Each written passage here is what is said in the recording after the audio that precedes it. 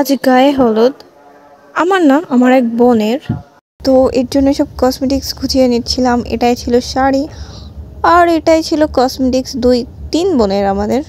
তো দুইটা ব্যাগে খুবই লোড হয়ে গেছিলো। আমরা দুই ছোট বোন ছিলাম, আমার বড় বোন ভিডিও করতেছিল আর আম্মু সামনে ছিল।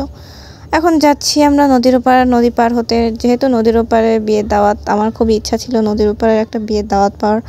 অবশেষে এটা পূরণ হতে যাচ্ছে। তো আমার খুবই ভালো লাগতেছিল যে নদীর ওপারে বিয়েটা কেমন হয়। আর যেহেতু একটু হুজুর টাইপের, তো ওরকম মজা হবে না, তারপর আমার খুবই ভালো লাগতেছিল।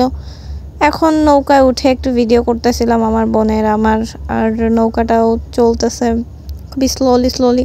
অবশেষে চলে আসলাম, ভ্যানে উঠলাম। ভ্যানে উঠে ভ্যান ছেড়ে দিল আর আমরা যাচ্ছি কনের বাসায়। তো গ্রাম সাইড ছিল, আমার খুবই ভালো লাগতেছিল যে গ্রাম, নদীর এপারেই শহর আর ওপারেই গ্রাম, খুবই অদ্ভুত একটা ব্যাপার। তো ভালোই লাগতেছিল। অবশেষে চলে আসছি। চলে আসার পরে সাথে সাথে হাতে মেহেদি দেওয়া শুরু করলাম। আর এক আপু আমাদের পায়েস খেতে দিল। আমি পায়েস খাই নাই। এই যে আমার মেহেদি। এখন এই করতে করতে সন্ধ্যা হয়ে গেছে। সন্ধ্যায় রেডি কমপ্লিট। আর আমার ছোট বোন আমার জুতাটা পরাই দিচ্ছিল। এরকম ছোট বোন আবার কয়জনে পায়। আমি অনেক লাকি, আমার ছোট বোনের মধ্যে একটা বোন পাইছি।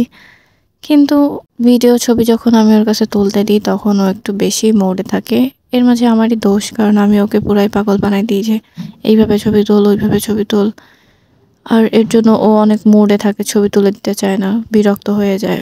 তো একটাই উপায় থাকে যে ওকে একটু পটাইতে হবে আর ওকেও কয়টা ছবি ভিডিও করে দিতে হবে, না হলে ও আমার ছবি ভিডিও করে দিবে না। তো গায়ে হলুদ তো তেমন একটা হয়নি, জাস্ট আমি আমার মতো করে সাজুগুজু করে একটু ছবি তুলতে পারছি। ছবি তুলে এখন বাসায় যাচ্ছি। তো আমি যেই পথ থেকে যাচ্ছিলাম ওই পথে মানুষ খুবই কম থাকে, এর জন্য আর ড্রেস চেঞ্জ করে নেই, তারও ঝামেলা হতো বেশি। তা দেখি ওই ঘাটটা বন্ধ। এখন যাচ্ছি দৌলতপুর ঘাটে। আমার খুবই লজ্জা লাগতেছিল যে এইভাবে যাচ্ছি সেজে গুজে বাহির থেকে রাস্তা হয়ে। তো যাওয়ার সময় ঘাটে দেখি টিকিয়া, আর আমার তো ভাজা পোড়া দেখলে এখন মাথা ঠিক থাকে না। তো সাথে সাথে টিকিয়া কিনে নিলাম। টিকিয়া কিনে নিয়ে নৌকায় বসে খাবো প্ল্যান করছি। তো নৌকার দিকে এখন যাচ্ছি। আর আমার তো কখন খাবো একটা তাড়াহুড়া শুরু হয়ে গেছে। মন তো চাচ্ছিল যে তখন থেকেই খাওয়া শুরু করি। তো নৌকায় ওঠার সাথে সাথেই খাওয়া শুরু করে দিয়েছি আর নৌকার ওপার চলে গেছি। টিকিয়াটা খুবই ভালো লাগছিল, আমার তো আরও খাইতে ইচ্ছা করতেছিল।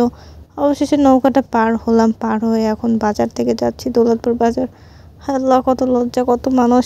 তারপরে এইভাবে হেঁটে হেঁটে হেঁটে হেঁটে কত দূর গেলাম যে আবার দেখলাম টিকিয়া। ঘ্রাণে তো আমি খুবই খুশি যে এখানে অবশ্যই টিকিয়ার দোকান আছে। অবশেষে টিকিয়ার দোকান পেলাম। এবার রিক্সায় বসে খেলাম টিকিয়াগুলো। ভাগ্যিস আমার শাড়িতে পাওয়া নাই। তারপরে বাসায় চলে গেলাম।